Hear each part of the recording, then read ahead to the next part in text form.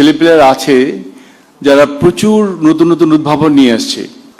আমরা বর্তমানে এমন একটি সন্ধিক্ষণে দাঁড়িয়ে আছি যেখানে প্রযুক্তি কেবল একটি স্বতন্ত্র খাত নয়, বরং এটি আমাদের অর্থনীতি, শিক্ষা, স্বাস্থ্য, কৃষি ও শিল্প সহ রাষ্ট্র পরিচালনার প্রতিটি ক্ষেত্রের রূপান্তরের প্রধান চালিকা শক্তি।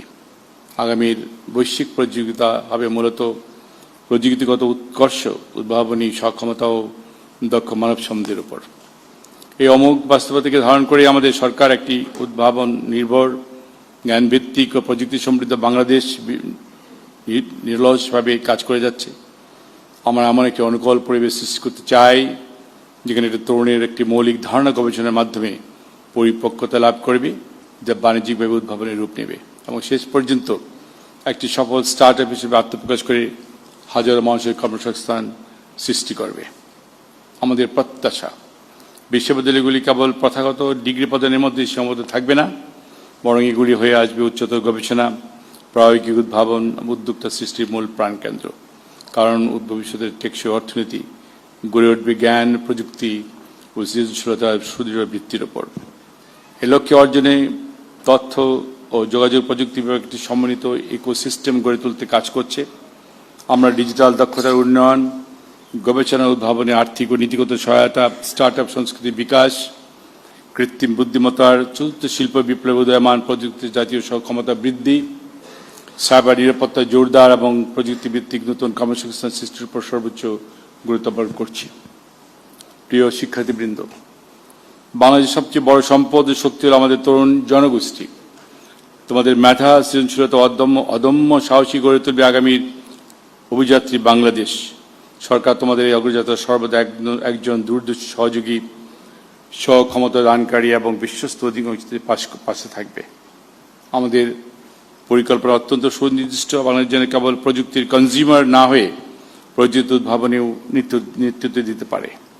আমাদের তরুণরা কেবল চাকরির পেছনে ছুটবে না, বরং নিজেরাই নতুন কর্মসংস্থানের সুযোগ সৃষ্টি করবে। বাংলাদেশ বৈশ্বিক প্রযুক্তির বাজারে কেবল একটা ভোক্তা দেশ হিসেবে নয়, বরং উদ্ভাবনের এক অপরিহার্য অংশীদার হিসেবে প্রতিষ্ঠিত হবে। মাননীয় প্রধানমন্ত্রী, আপনার দূরদর্শী নেতৃত্ব, প্রজ্ঞা এবং তরুণদের প্রতি আপনার অবিচল আস্থা আমাদের প্রতিনিয়তকে উৎসাহিত করছে। আজকের এই উন্মুক্ত সংলাপ আমাদের এই বিশ্বাসকে আরও সুদৃঢ় করবে। সরকার, একাডেমিয়া, শিল্পখাত এবং তরুণ প্রজন্ম একযোগে কাজ করলে বাংলাদেশ প্রযুক্তি, উদ্ভাবন, উদ্যোক্তা, সংস্কৃতির ক্ষেত্রে এক নতুন উচ্চতা স্পর্শ করবে। মাননীয় প্রধানমন্ত্রী, আমি কদিন আগে ড্যাফোডিল ইউনিভার্সিটি গিয়েছিলাম। ওখানে আপনার সো মেনি ইয়াং ছেলেপেলেরা আছে যারা প্রচুর নতুন নতুন উদ্ভাবন নিয়ে আসছে।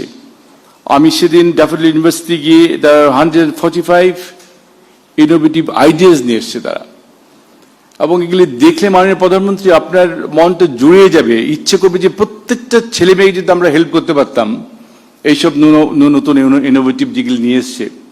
আজকে এখানে দেখা যাচ্ছে যেসব বিশেষ করে আপনার মসকিউটো বেসড, এগ্রিকালচার বেসড এবং অ্যাম্বুলেন্স নিয়ে যারা কাজ করতে চায়, এদেরকে কিন্তু আমাদের এগিয়ে আসতে হবে। কারণ আজকে আমি আমাদের কদিন আগে সায়েন্স প্রযুক্তি টেকনোলজি ডিপার্টমেন্ট থেকে আমরা একটা ফেয়ার করেছিলাম। ওখানে দেখেছি ছেলেমেয়েরা এত ইয়াং ছেলেমেয়েরা এত সুন্দর সুন্দর আইডিয়া নিয়ে আসছে, এত উদ্ভাবক, তারা এত উদ্ভাবন নিয়ে এসছে। আমাদের কিন্তু সরকার আমাদের এগিয়ে আসতে হবে। মাননীয় প্রধানমন্ত্রী, অ্যাগ্রেসিভ ওয়েতে আমাদের আসতে হবে, আমাদেরকে হেল্প করতে হবে এই নতুন জেনারেশনকে। আমি নিজে বিশ্বাস করি আজকে তারা যেভাবে এগিয়ে আসছে, আমাদের সরকার থেকে আমরা যে হেল্প করতে পারি, ইনশাল্লাহ তারা ভবিষ্যতে দেশে অনেক জব ক্রিয়েট করতে পারবে এবং তারা নিজেরা স্বাবলম্বী হতে পারবে। তো আমি আর কথা না বাড়িয়ে আমি সবাইকে গৌরবময় বাংলাদেশ গড়ে তুলি, সেখানে মেধাই হবে প্রধান সম্পদ, উদ্ভাবন হবে আমাদের সংস্কৃতি, প্রযুক্তি হবে সমৃদ্ধির নিয়ামক, তরুণ হবে জাতির অগ্রযাত্রার অবিনাশী শক্তি। ধন্যবাদ সবাইকে। আসসালামু আলাইকুম। ধন্যবাদ মাননীয় মন্ত্রী। এবার আনুষ্ঠানিক ধন্যবাদ জ্ঞাপন করার জন্য বিনীত অনুরোধ জানাচ্ছি আজকের আয়োজনের সভাপতি, ঢাকা বিশ্ববিদ্যালয়ের মাননীয় উপাচার্য অধ্যাপক ডক্টর